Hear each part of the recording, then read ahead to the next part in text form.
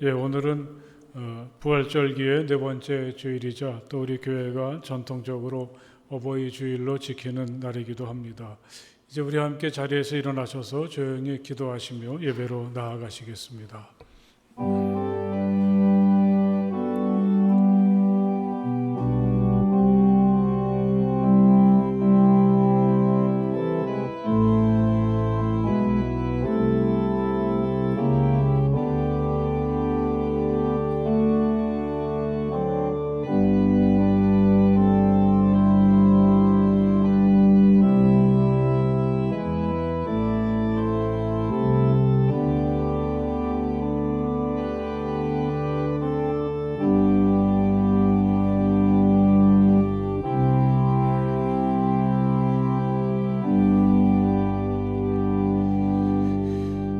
너희 모든 나라들아 주님을 찬송하며 너희 모든 백성들아 그를 칭송하여라.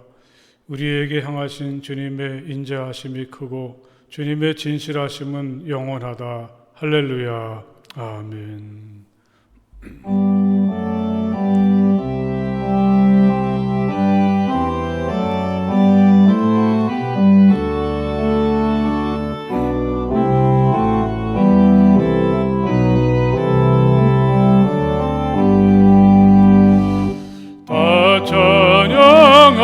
찬양하여라 전능한 창조의 주께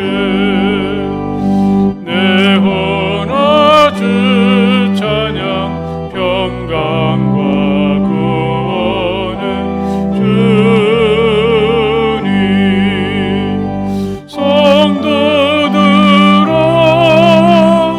주 앞에 이제 나와 즐겁게 찬양하여라.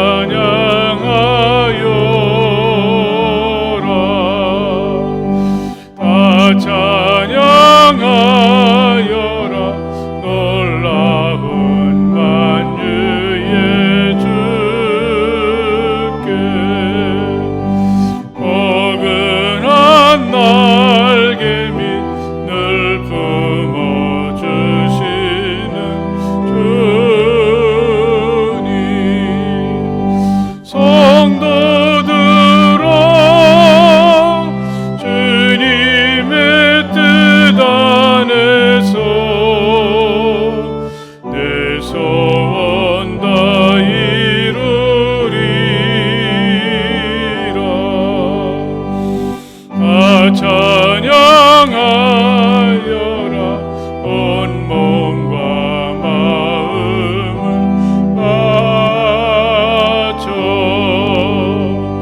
이 세상 만물이 주 앞에 다 나와 찬양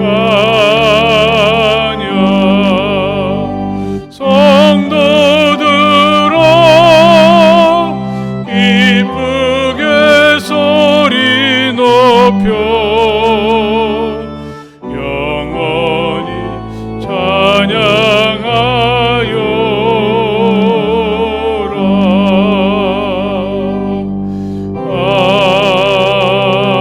아멘.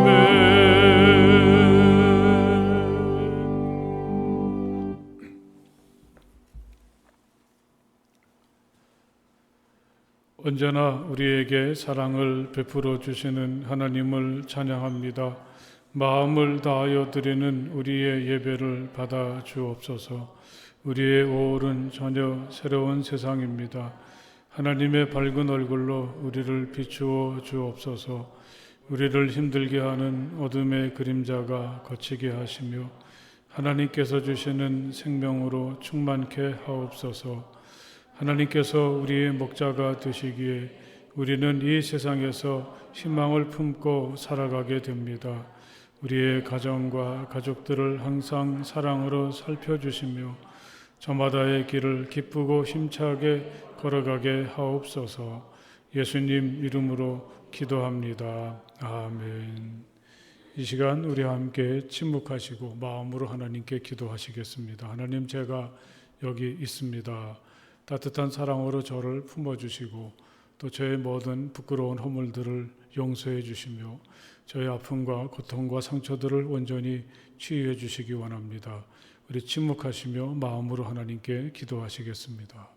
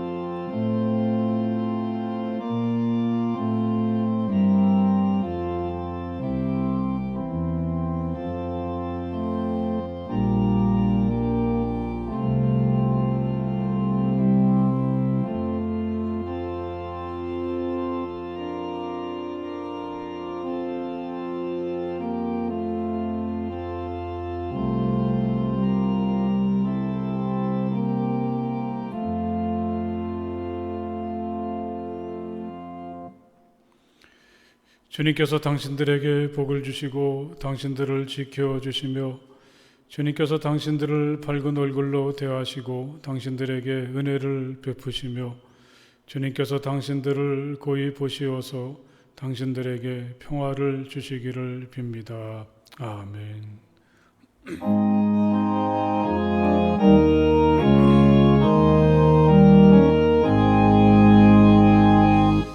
만복의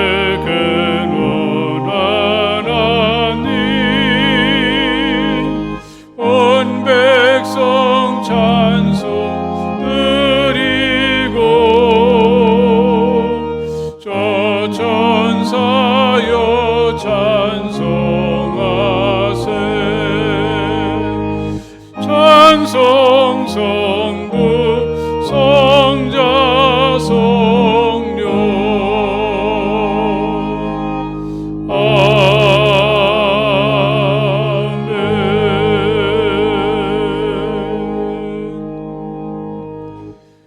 사랑의 하나님, 자연에는 초록으로 가득하게 새 생명을 허락하여 주시고 저희들에게는 새 생명을 허락하신 부활의 기쁨으로 함께해 주시니 감사드립니다. 주님, 그런데 저희들 기쁨의 삶을 살기보다는 썩어져 없어질 것들을 위해 목말라 합니다. 저희들을 긍휼히 여겨 주시옵소서. 우물가의 여인을 만나 주신 것처럼 저희들 한 명 한 명을 찾아와 만나 주셔서 회복의 역사를 이루어 주시옵소서. 가정의 달을 맞아 서로 섬기며 자녀의 사랑과 부모의 사랑과 스승의 사랑을 깨닫게 하시고 주변의 소중한 이들을 되돌아보게 하시며 하나님의 사랑으로 회복할 수 있도록 인도해 주시는 하나님께 감사를 드립니다. 오늘은 어버이 주일로 특별히 자녀들을 위해 희생하신 어버이들의 사랑을 돌아보는 시간을 갖습니다. 부모들은 자녀들에게 믿음의 본이 되어 자녀들을 잘 양육하고 자녀들은 부모에게 순종하고 따르는 복된 가정들이 되게 하옵소서. 모든 성도들의 가정이 하나님을 온전히 경외함으로 보배로운 복된 가정이 모두 되게 하옵소서. 주님, 교회를 위해 기도드립니다. 코로나로 인한 집합금지가 해제되었습니다. 교회의 빈자리들이 다시 채워지고 모두가 함께 예배와 찬양이 넘쳐나게 하옵소서. 주님, 특별히 교회 학교에 부흥을 허락하시어 믿음의 계보가 끊어지지 않는 생동감이 넘치는 교회가 되게 하옵소서. 신령과 진정으로 주님께 예배드리며 회개하며 기도하며 이웃을 돌아보며 겸손하게 살게 하옵소서. 오늘 목사님께서 말씀을 증거하실 때에 우리의 심령이 새롭게 변화되고 도전받는 은혜로운 시간이 되게 하옵소서. 오직 주님의 말씀을 붙잡고 빛과 소망을 바라보며 날마다 부활하는 삶을 살게 하옵소서.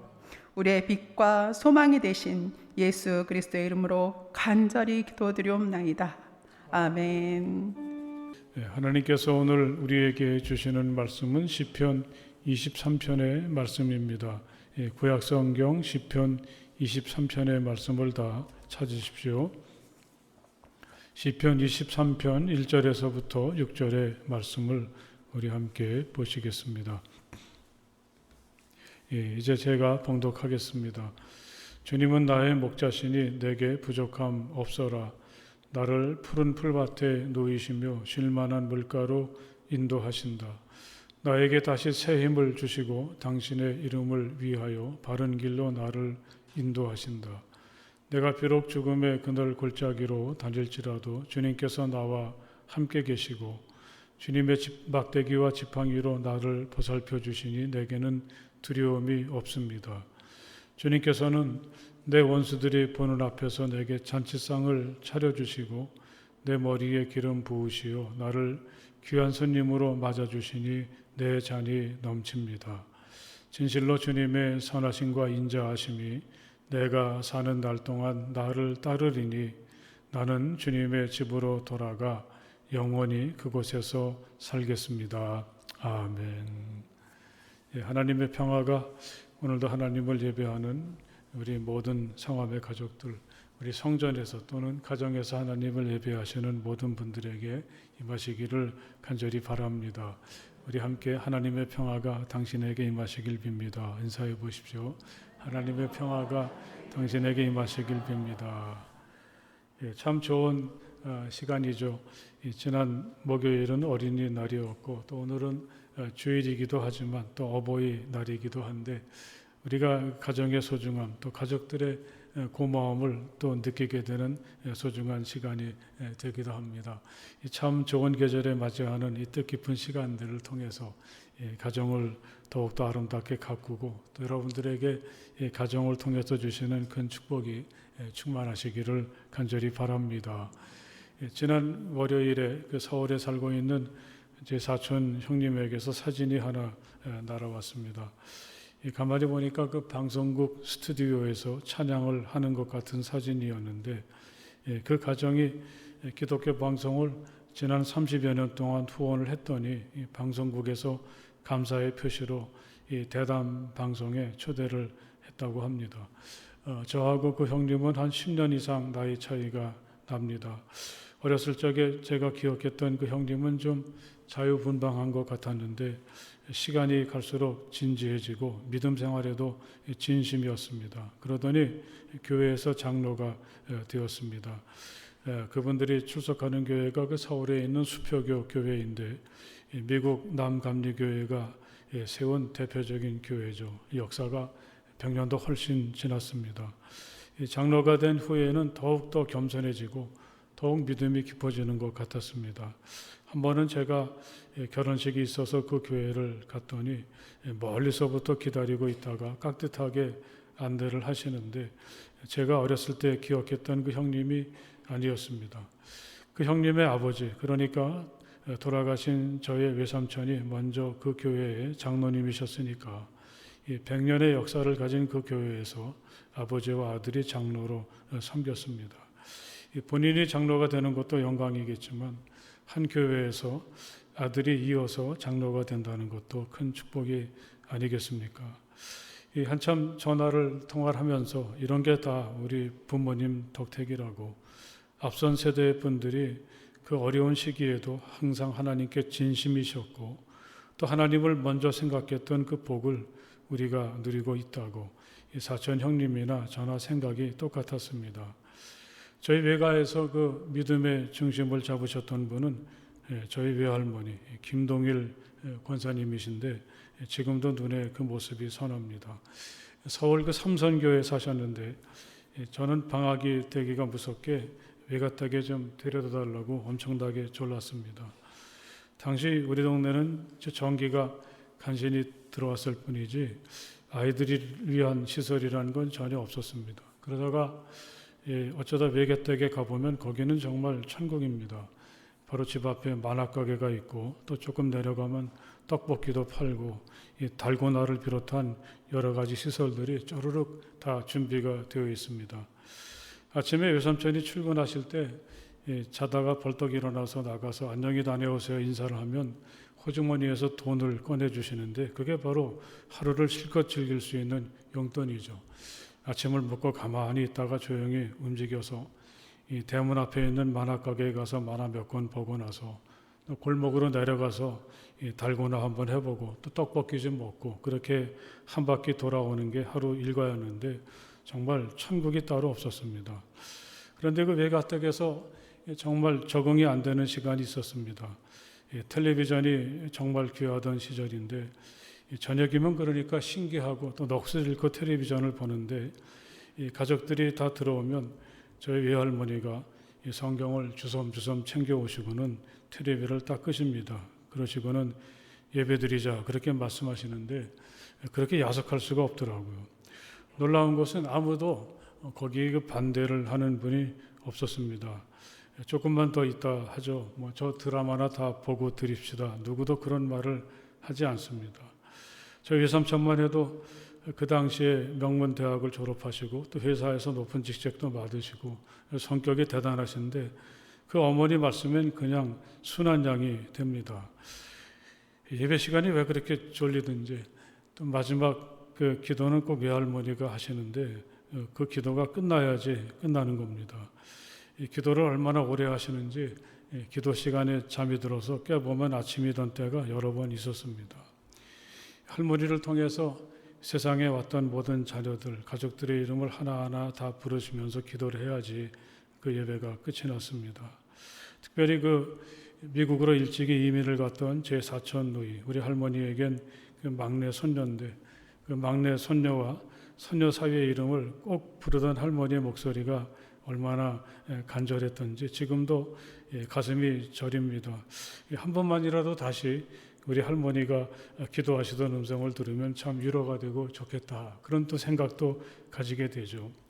생각해 보면 그 기도가 우리에겐 힘이 되었던 거죠. 머리가 하얗게 새신 우리 외할머니, 오로지 하나님밖에 모르셨던 외할머니의 기도가 모든 자녀들이 그 어렵던 시절을 견디게 했고 또 할머니처럼 하나님을 믿으면서 살게 만들었습니다.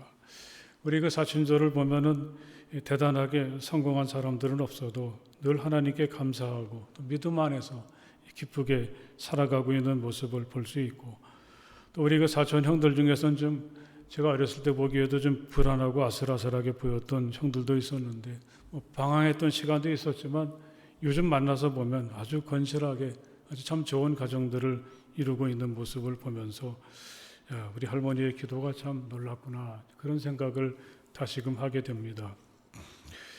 오늘 하나님께서 우리에게 주신 말씀은 시편 23편입니다. 여러분들도 너무나 잘 알고 계시죠. 누군가 이 말씀을 설명하면서 세계인의 찬양이라 그렇게 소개했습니다. 모르는 사람이 없다는 얘기일 것입니다. 자신이 목자로서 양을 너무너무 사랑하고 또 그들을 열심히 좋은 것 갖다 먹이고 온갖 위험에서 목숨을 걸고 양을 지키며 살았던 이 젊은 날의 다윗이 문득 자기에게도 목자가 계시다는 사실을 알게 된 거죠. 바로 그분이 여호와 하나님이셨습니다. 그때부터 그는 더욱 하나님을 굳게 믿었고 또 가시밭길 같은 힘들고 어려운 길이지만 힘차게 걸어갔을 것입니다. 다윗은 다른 사람들에 비해서 오랜 동안 살지는 못했죠. 한 70년 살았는데 또 그 시기는 참 힘들었지만 누구도 이루지 못한 소중한 것들을 이루게 되는데 그가 그렇게 할 수 있었던 것은 목자이신 하나님을 믿었기 때문이라고 저는 생각합니다. 저는 이 시편 23편을 묵상하다가 문득 제 외할머니가 다시 떠올랐습니다. 여름철이면 하얀 저고리를 입으시고 또 흰 머리를 곱게 빗으신 할머니가 돋보기를 끼고 성경을 보곤 하셨는데 할머니는 이 시편 23편을 읽으실 때 무슨 생각을 했었을까? 이 말씀을 어떻게 받아들이셨을까? 문득 궁금했습니다. 당시 저는 너무 어려서 할머니와 인생이나 신앙에 대해서 깊은 대화를 나눌 수 없었지만 지금 짐작해 보면 할머니에게도 오늘 이 말씀이 힘이 되고 또 위로가 되고 용기가 되었을 것은 뭐 어렵지 않게 생각할 수도 있죠. 그런 면에서 보면 나나 할머니나 시간은 좀 다르더라도 같은 길을 걷는 거구나 하는 사실도 느끼게 되었습니다. 단지 할머니뿐이겠습니까? 시편 23편의 말씀을 통해서 힘을 얻고 길을 찾고 또 자신을 회복한 사람들이 세상에 얼마나 많이 있겠습니까? 결국은 그 사람들도 우리와 같은 길을 가고 있는 거죠. 시대도 다르고 또 장소도 다르고 언어도 다르지만 우리는 누구나 이 말씀을 통해서 내게는 목자이신 하나님이 계시다는 사실을 깨닫게 되고 그 하나님의 인도하심 아래서 그때부터는 다른 삶을 살 수가 있게 됩니다. 이 길은 이 노래를 부르면서 다윗이 걸어간 길이기도 하지만 고달픈 나그네 길을 걸어간 대부분의 신앙인들이 그들이 살고 있는 현실에서 목자이신 하나님을 찾아서 삶을 기쁘고 또 즐겁고 충만하게 살아가는 길잡이가 되었습니다. 이런 면에서 이 시편 23편은 다윗의 노래이기도 하고 또 저희 외할머니의 고백이기도 하고 또 숱한 어려움 속에서도 믿음을 지키고 소신 있게 살았던 수많은 그리스도인들의 자기 고백이 되고 간증이기도 합니다. 그리고 오늘 우리도 하나님께서 나의 인생의 목자가 되심을 믿고 살 때 같은 길을 가고 있는 거죠. 그래서 우리는 외롭지 않게 되고 또 낙심하거나 주저하지 않고 우리 길을 걸어갈 수가 있게 됩니다.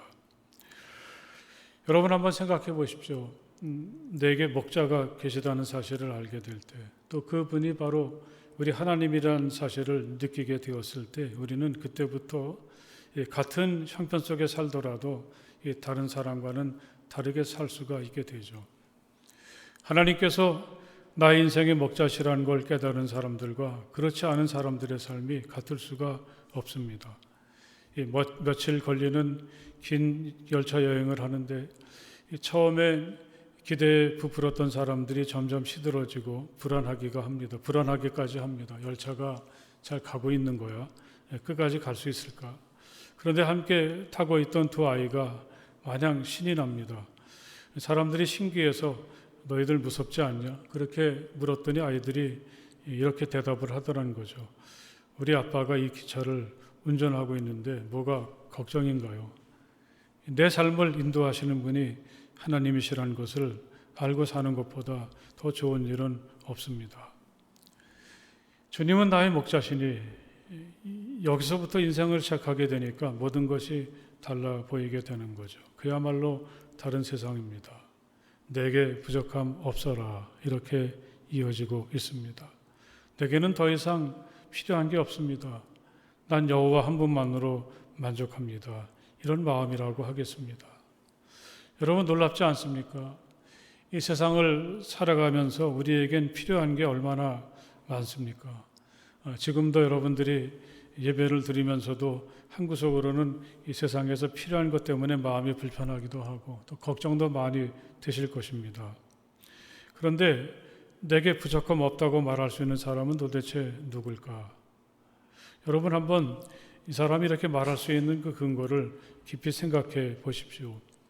사도 바울은 빌립보의 교인들에게 이런 말을 한 적이 있죠. 내가 궁핍해서 이렇게 말하는 것은 아닙니다. 나는 어떤 처지에서도 스스로 만족하는 법을 배웠습니다. 바울은 지금 궁핍합니다. 다른 사람도 그걸 알고 있고 자신도 그걸 인정합니다. 그렇지만 그러면서도 그는 자신은 만족하다고 얘기하죠.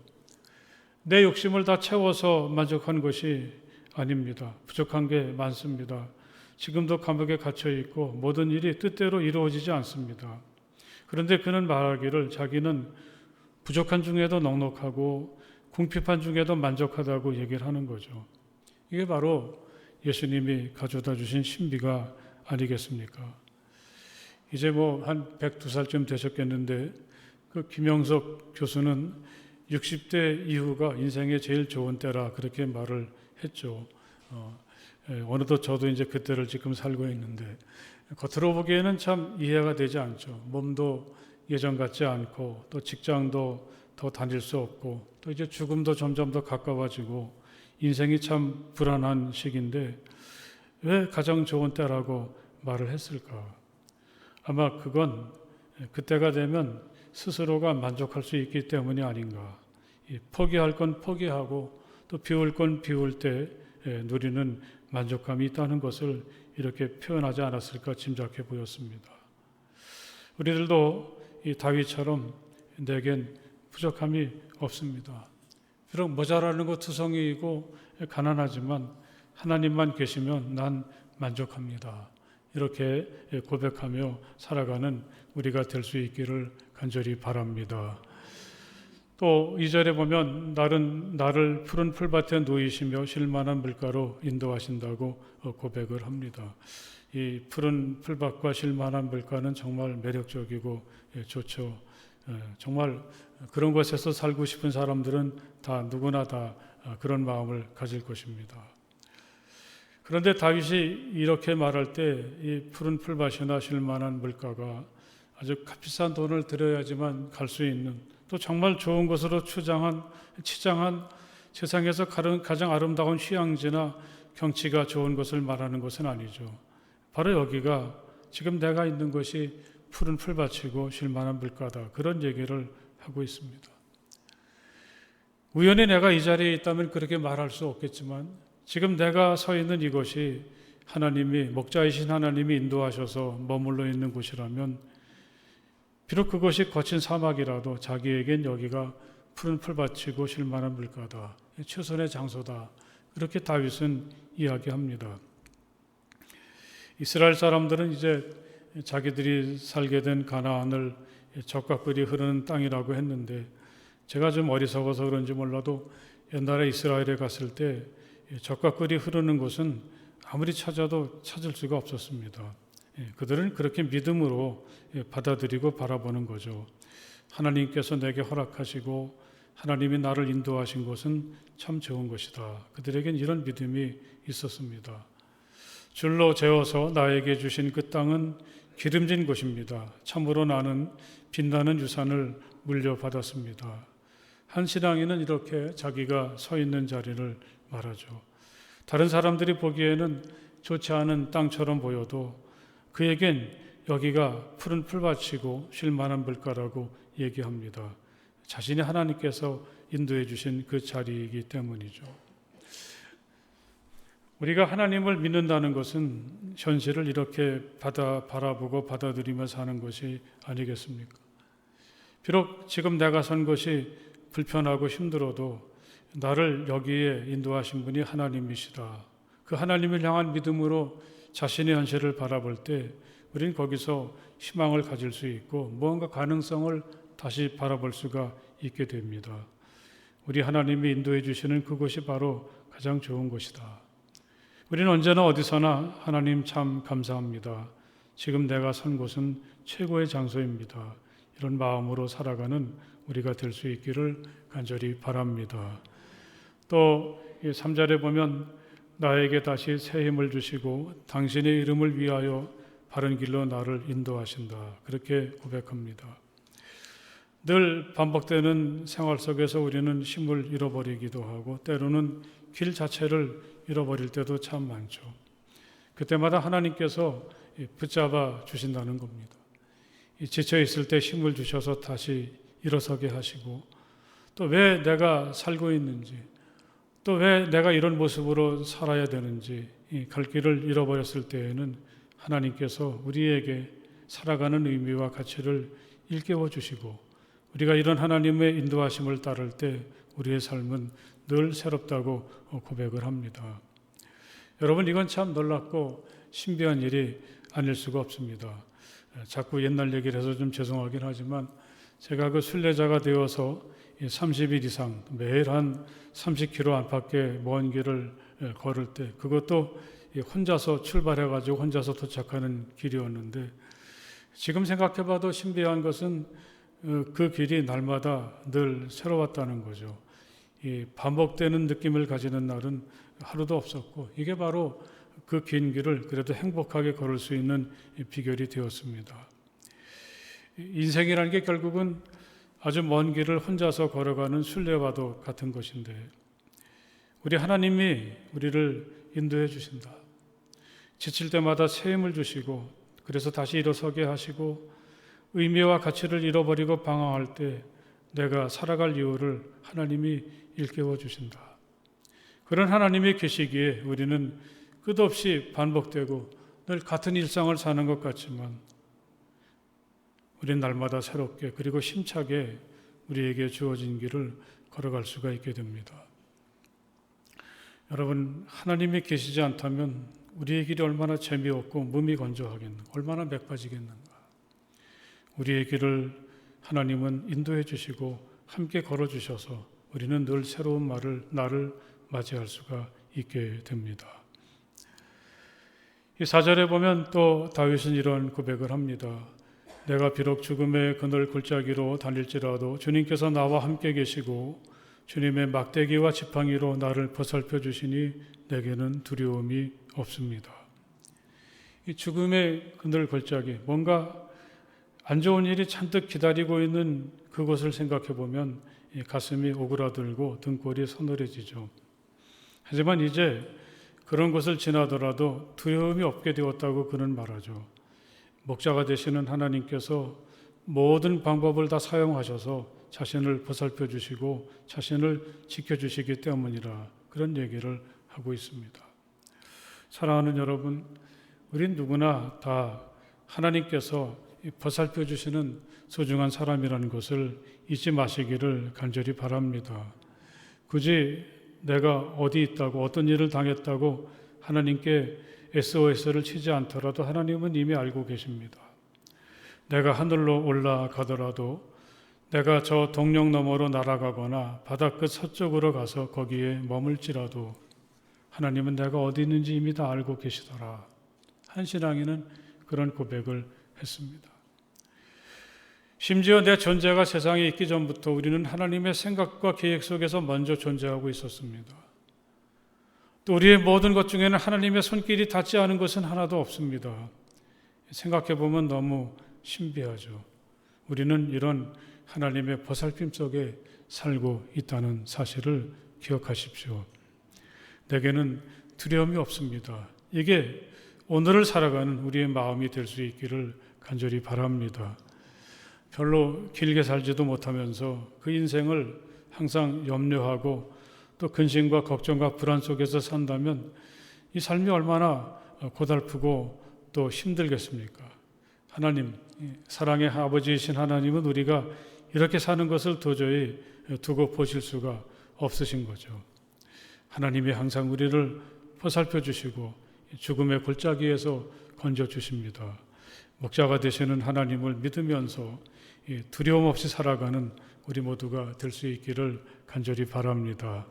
여러분 한번 옆에 계신 분들하고 그렇게 인사해 보시죠. 내게는 두려움이 없습니다. 내게는 두려움이 없습니다. 주님께서는 내 원수들이 보는 앞에서 내게 잔치상을 차려주시고 내 머리에 기름 부으시오 나를 귀한 손님으로 맞아주시니 내 잔이 넘칩니다. 또 다윗은 이렇게 고백을 하죠.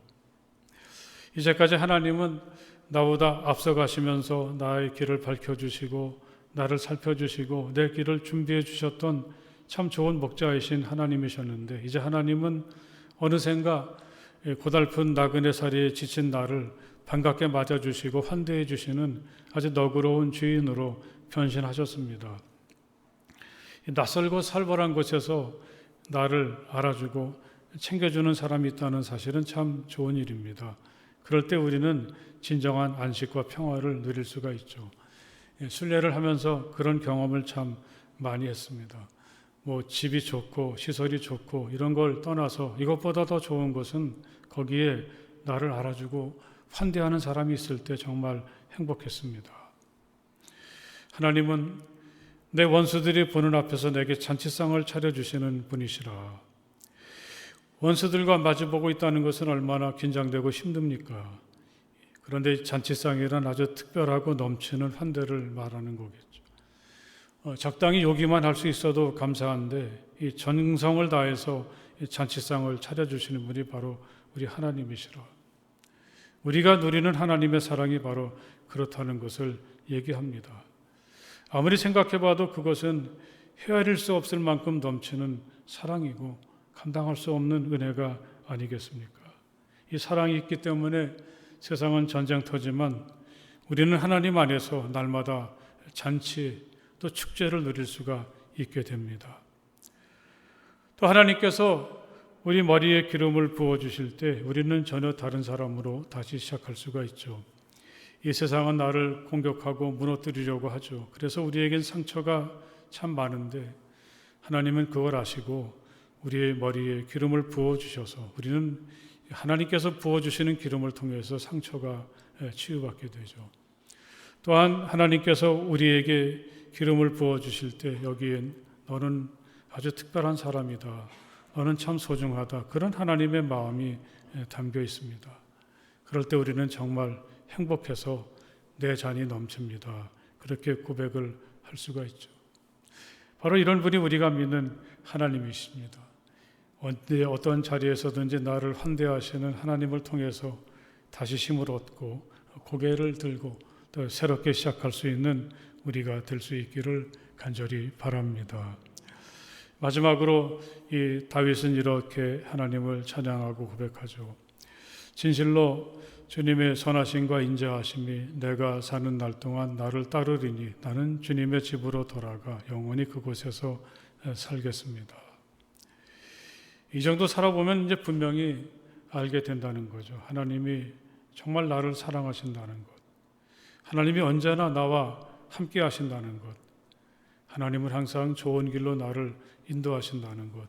그걸 이제 분명히 알게 되죠. 바로 그가 든든히 서게 하는 힘이 바로 여기 있습니다. 여전히 주변은 어수선하고 세상은 시끄럽고 항상 위험이 도사리고 있고 모든 일이 다 잘 되는 것은 아닙니다. 실패할 때가 더 많고 많은 상처를 입기도 합니다. 그런데도 내가 살아갈 수 있는 것은 이 하나님의 특별한 사랑이 나를 붙잡아주고 감싸주고 있고 이 세상의 그 어떤 것도 하나님의 사랑에서 나를 떼어놓을 수 없다는 사실을 알고 있기 때문입니다. 누가 우리를 그리스도의 사랑에서 끊을 수 있겠습니까? 바울은 이렇게 엄청난 말을 했습니다. 늘 고단하고 핍박받고 감옥에 갇히고 사람들에게 시달리고 하루도 편안할 수 없는 길을 걸어가지만 그에게는 이런 하나님의 사랑에 대한 확신이 있었습니다. 현실은 참 힘들지만 그때마다 하나님의 사랑이 슬그머니 고개를 내밀고 그에게 이렇게 말을 해줍니다.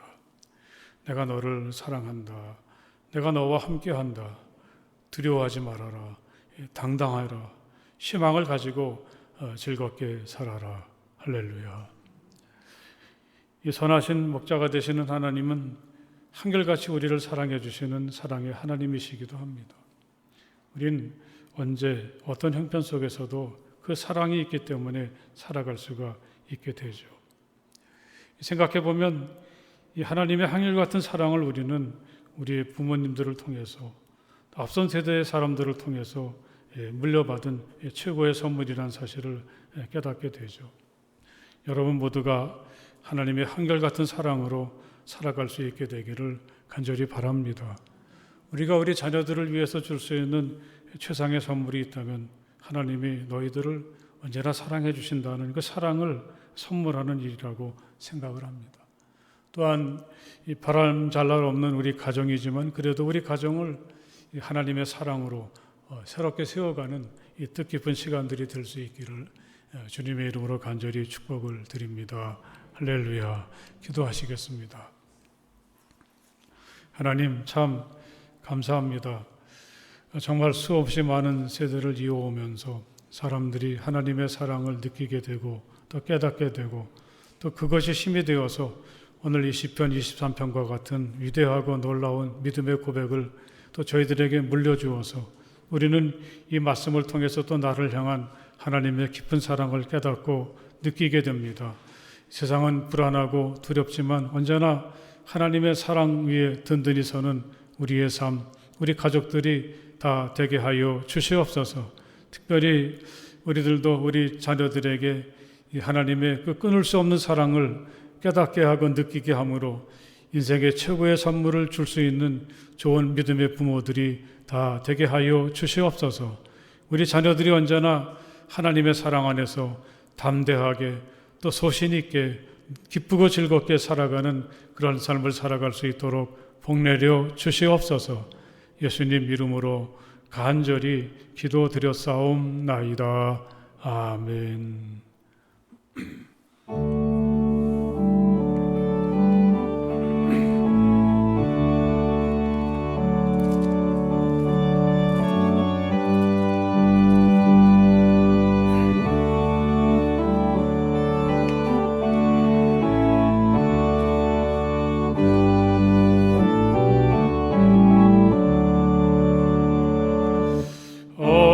어머니의 넓은 사랑 귀하고도 귀하다. 그 사랑이 언제든지 나를 감싸줍니다. 내가 울 때 어머니는 주께 기도드리고 내가 기뻐 웃을 때에 찬송 부르십니다. 아침 저녁 읽으시던 어머니의 성경책 손때 남은 구절마다 모습 본 듯합니다. 믿는 자는 누구든지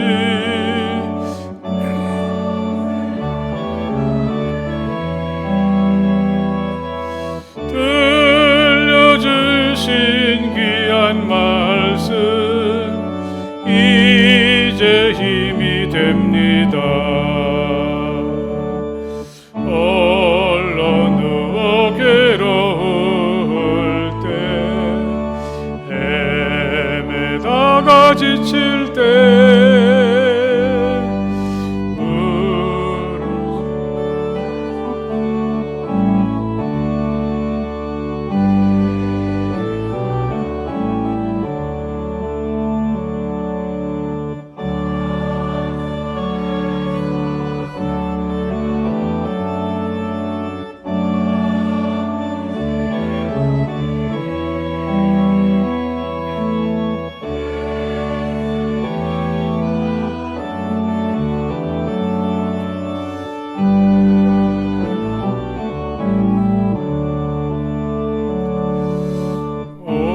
온유하고 겸손하며 올바르고 굳세게 어머니의 뜻 받들어 보람 있게 살리라. 풍파많은 세상에서 선한 싸움 싸우다 생명신에 흐르는 곳 길이 함께 살리라.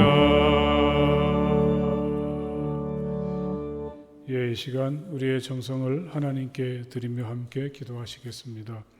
거룩하시고 영원하신 하나님 참 감사합니다.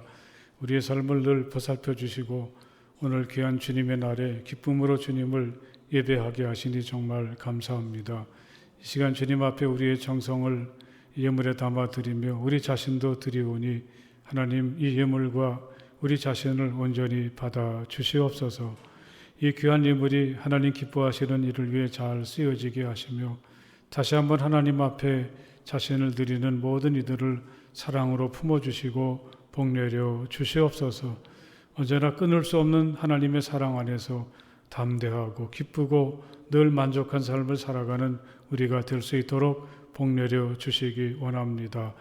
우리가 애쓰고 수고할 때마다 아름다운 열매로 채워주시고 우리가 가진 소원이나 인생의 참 좋은 꿈들이 온전히 이루어질 수 있도록 허락해 주시기를 원합니다. 저희 가정들을 언제나 밝은 얼굴로 비추어 주시옵소서.